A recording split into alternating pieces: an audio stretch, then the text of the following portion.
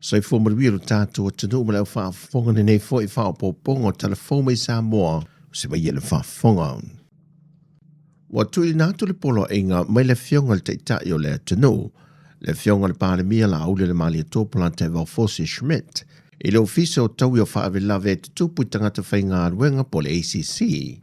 Ina I o latu sila sile to I luilo whainga whaavae ma tu la fono o lever. E au fie ma pasene o vai ngā tupe tangata whainga aruenga o lo to tongi atu anga I le ACC. Ua manatu le teitei o le atunu. E nei ma whai o na toi vai mai le 12% o tupe tongi atu a tangata. Anga I le ofisa le ACC e toi whaafoia nei tangata whainga aruenga. Ona o aia inga le tula fono lo iei le teimile nei. Se I vanga nā lava ua tupu se whaalai whaafosei I le tangata whainga aruenga. Whaatoanga waa lea e nā te whaonga ina lana se le ni sa whaaputu atu le ACC. Peita I o to telo tangata whainga aruenga o maa ue whaamaumaunga. E retire lava maisa ngā aruenga. E le ia fia lava I se whaalai whaafosei. O se tasi le neo mata opuna la ngai le sui whaipule o whale a lupo I le whontanga al pāremene. Ona o le tautu se 40% lea o se tasi leo wholwhalanga al vang whaupu whai. Ina watula I mai I le no whol whainga malo. Le an whamanino I le fionga te tai o le atinu. E te tau lava o na toi whaafo I atu se pasene o tupe te tongi tangata whainga ruenga o lo o tipi atu anga I le ACC. O se tau I titi le mai ala atu ngā ruenga mtupe whaaputu. Le o lo manuia I si tangata. O le toi alia I mai o whaalawe lave lua I tutondo le vai aso e tasi, e a fia ai I ala au malosi.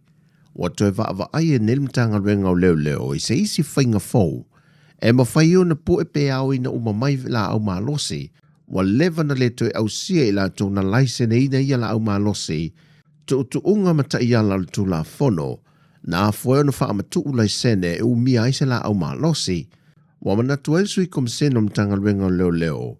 O le au I atu sa la tu tau mawhainga, e le ngā lulua sa oso tau au lea ma pūle ngā li mawhai pūle au fia anga te tasi.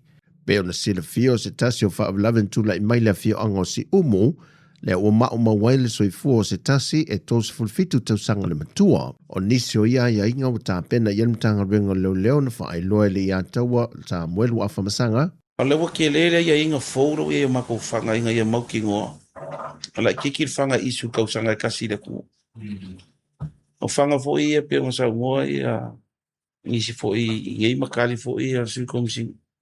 O whanga lele sengi, o whanga kuai. Whanga wale vanga lia ku, o la ua ai. O le vanga I ku e le whafo ia marike me whaikana emisphere leo leo. Ai, o le whaukuanga fo I ngō fo ngale pe alai lo, o lai ingi whanga lele sengi e isi kupurang. O le la kau whai se mako soka inga. Fongo whaavai emisi fo ingu kai kasi. So soangi mea le mele kau au penga. O e mau ki ngā afsiri aki ngai makai matpurengu. Pe ise whanga simi ro pe kalima. Inga ia kau mawhai. Wa lua kasir vai aso e lua ia mkau pongo ngā whaonga. Ia ele la kiki fo ele mako kirkiro saunga lemo. O manatu ria taua o le ato I luilo lava whainga whaavae. E li o ai le umia se tangata o le atunu o se la au malosi.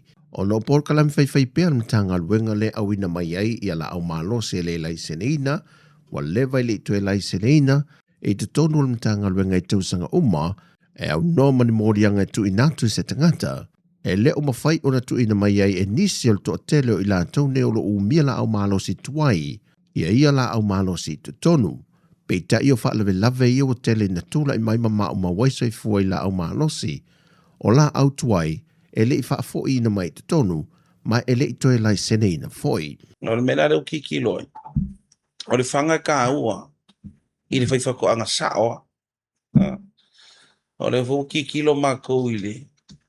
Sa mita ia inga kausanga le gei. Na winga. E kaunga kiki lo mako. Ako e lakura la singa kausanga lo ngalua. Wa le se maumanga. O le kuengi povi. A le ia ia whanga. Le ana wa uma whaere mako policy.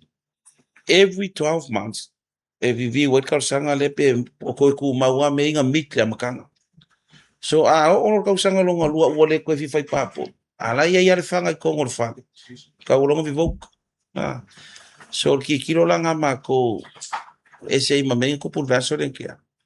O fai si umi o viviu kausanga ngei ia fanga. E nga ia kikilo lo isi ia inga sa fai fo i le ofisa. Baku. E si fa kuanga mai ngai kai mi. Le mako foi kula i mai. O le fanga nga mit le kai mi mo buang apala ia. Wa leva nga le ko yengi pua. Wa leva nga le ko yengi po. Wa leva nga le ko ise maumanga. A le ari niu kausanga uma. No winga vai mamau me kausanga le mu. A le ko e mita ia inga kausanga uma. Vivo. Au mai kongu fanga. O le masina foule o toi whaata o toi fo i leisi fo whanga o le pokala masania leo. E tu watu ai le awa noa i le atunu o lo umila au malosi. E nei e whaafo i ane le mtanga ruenga la au malosi o lo umia e tangata. E le whaatu la whanoina le whaaudu whale mai le atunu. E meisi o la au malosi wa leva. E leito e lai seneina. E au noa mani mōlianga. E tu inatu iai la tau. O i lātou e toru ia sa tāo fia le mtanga ruenga o leo. E a fua le sotanga o i lātou ia na tūla i mei ele wha lave Vietnam. Na maliwai i se li sa mua tai o le kengi o le Coconut Cartel. Le wa amata wha solo neso e so e na o lātou mta au pui lumal wha masinonga le vaya so nei. O le li ia Fred Papali i ma James Satua. O lotua ia neido la sotanga le wha o le whale mai i le atanu o ni tupe palapala. Mai tōse furmorianga leo lo whaasanga ia i la ua, ai o tōtoro i la tau o lo au fiai, e au fiai mal faltua James atua. Na tālo sanga le loi o lo tū lai mo le tua leo, e nei a whaase e atu le mata opo e la tau ni i tōtoro, e whaatau tei e le whaamasinonga maa walunga le vaya so fau. Peita e le mawhai on tali e ne le fionga le whaamasino, ona o ai e inga matu la fono o lo lima teita i nai ngā ruenga le whaamasinonga. O morianga lo whaasanga ia i la tau, o le whaia lo whainga pio, o le whaia ni whaamtalanga e whaase se ai i esu enga le mtanga ruenga o leo. O morianga umai o lo wafifi ai tua inga o lo whaasanga ia i la tau umane i tolu. Whaatasi ai, ma le whaato sena ina leo se tangata, e whaatino ina se sori ngā tula fono. Peitai o lo te ena umai e la tau ne ia tua inga, o le masino se tema o le tausanga le nei o le a whaase atu e a mata su e le mata opo le nei e lumo le whaamasinonga whaai tuma lo. Se i vanga na le tamai ta ia Charles o le atu umai lumo le whaamasinonga le vala au ngola na mata opo ua fua i le 5 masina o tau aveina lo na maitanga. Mai o lo ta lia se whaai unga le whaamasinonga pe maua ia se awa noa e te tala i tua i laro tu unga mai a inga masani al mtanga ruenga.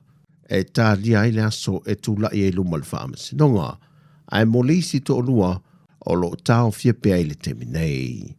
O tāla fawia manuia tele lava le nei aso lo tātua tino, wha soifoia.